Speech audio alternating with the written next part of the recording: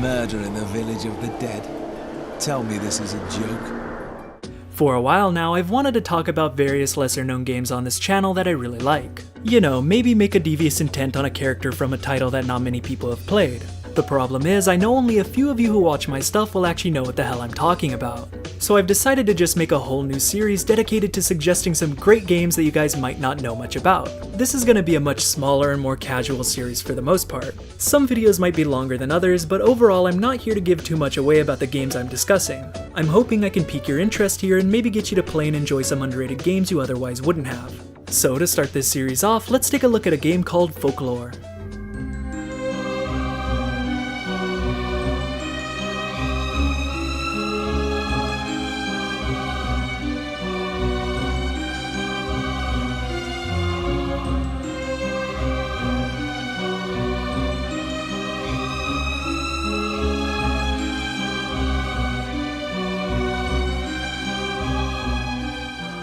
Folklore is a game that was released for the PlayStation 3 back in 2007 by Game Republic. Because the console was in no game status at the time, this was a title that went largely overlooked, and even to this day, I don't know many people who have played it. You probably know them from E3 2006, but when they weren't making you cringe or developing some random license game like Clash of the Titans, they were making their own original stuff like Genji Dawn of the Samurai, Majin in the Forsaken Kingdom, and Folklore. You could tell there were a lot of passionate and creative people there, so it was kinda sad to see them close their door back in 2011.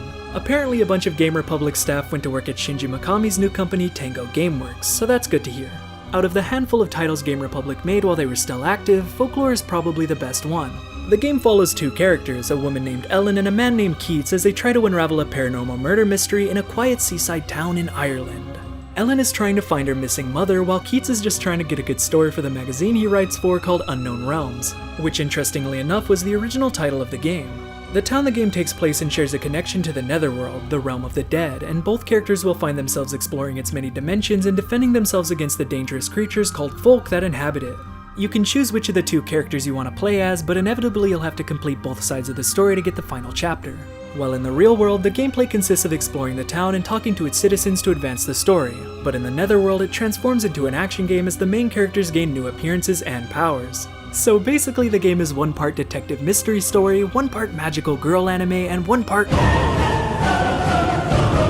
The combat of the game revolves around stealing and harnessing the souls of defeated enemies for various uses. You can map any 4 of them to the controller's 4 face buttons, so you get to decide which 4 fit the situation and your style of play the best. You'll have to switch them up to match enemy weaknesses, and you can even improve your folk's abilities by meeting certain criteria. Their uses differ from creature to creature, so while one might have a standard melee combo, another might shoot projectiles or act as a shield. There are tons of folk to choose from, with even bosses being obtainable, and they can be chained together, so there's a lot of variety in how you choose to play the game.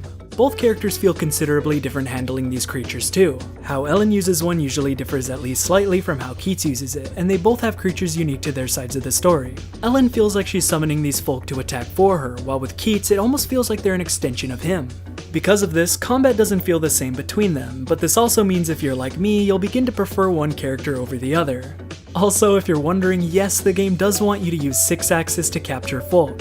I know, but this came out in 2007, that was 7 years ago, back when it was standard to shoehorn this thing into any PlayStation 3 game possible. A simple flick is the most common action you'll have to do, which doesn't feel intrusive, but it can feel gimmicky at other times, though I don't feel it hurts the overall experience. It's just a product of its time, which seems extra out of place going back because of how little 6-axis ended up catching on. That's actually something I find interesting about playing early PlayStation 3 exclusives. There's just something about them that feels different than games released later on in the system's lifetime.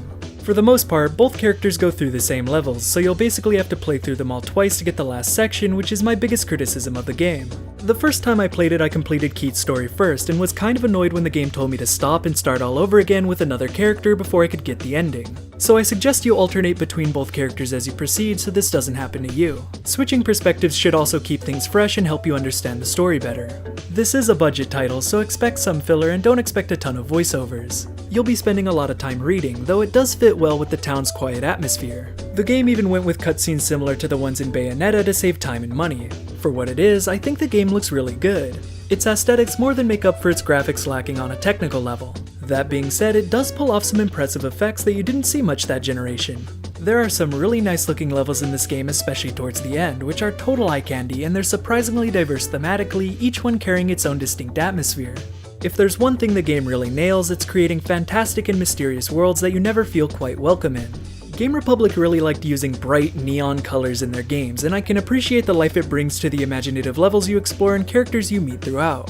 I also have to note the game's fantastic music. When I think of Folklore, the music is the first thing that comes to mind. It manages to perfectly encapsulate the game's identity, and it's a major driving force behind the game's personality and how enjoyable various areas are to be in. The game has a very quiet and somber feel to it at times, especially because there's such little voice acting. I have to give the sound designers of this game major props in that regard. Music really holds the game's atmosphere together, and honestly, it all comes together to form something genuinely beautiful. You can tell the people who made this game really cared about the project. Game Republic actually wanted to continue the series, for example trying to get a PSP Folklore title made shortly after the game was released, and even pitching a downloadable PlayStation Move-based sequel just months before they went out of business. Naturally, being an early PlayStation 3 title, the original Folklore just didn't sell well enough for a sequel to pass Sony's internal review board, even though the proposal was received well initially. Well, let's wrap things up before this turns into a lost in concept. It looks like Folklore will have to live on as a little hidden gem from days gone by, but hey, nowadays I'm sure most of you own PlayStation 3s, so it shouldn't be too hard to track down a copy. I'd recommend this to anyone looking for something fresh to play. Maybe you're like me and are waiting for something good to come out on one of your newer systems and want to finish off anything good you missed on the PlayStation 3 in the meantime. There are actually a handful of underrated games that came out on the PlayStation 3 in its first couple of years, and if you want to go back and experience some of them, I'd say this is a good place to start. Just be warned that this isn't the cheapest game to find nowadays, but I think you'll be happy with what you get. I'm not going to say it'll blow you away, but I think it's an experience that a lot of you will be able to appreciate and cherish. If you do pick the game up, let me know what you think about it. I'd like to know I influenced someone to give an overlooked game a chance. Anyway, thanks for watching. I hope you enjoyed the video, guys. For casual chat, check out my Twitter, and I just opened up a Facebook page for the channel which I'll be using for more serious announcements. This channel is also supported by you guys on Patreon, which is why I've been able to get so many videos out lately. If you feel so inclined to contribute to it, the link is in the description. Every bit is appreciated. Thanks again for all your continued support, it means a lot.